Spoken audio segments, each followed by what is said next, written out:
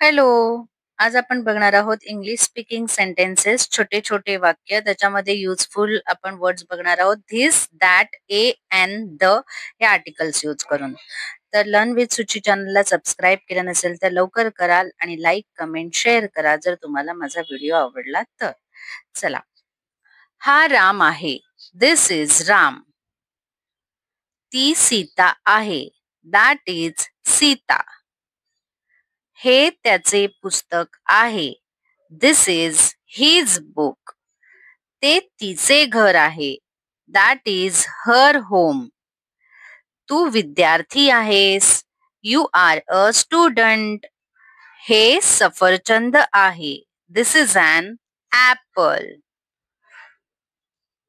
ही माझी पेन्सिल आहे. This is my pencil. ती माझी बकरी आहे. दॅट इज माय गोट. या तुझ्या वह्या आहेत. These are your notebooks. ती तुझी पुस्तकं आहेत. Those are your books. तो कोण आहे? Who is that? किंवा हु इज ही पण म्हणू शकतो. तो माझा मित्र आहे. He is my friend. तर हे असे असतात इंग्लिश स्पीकिंग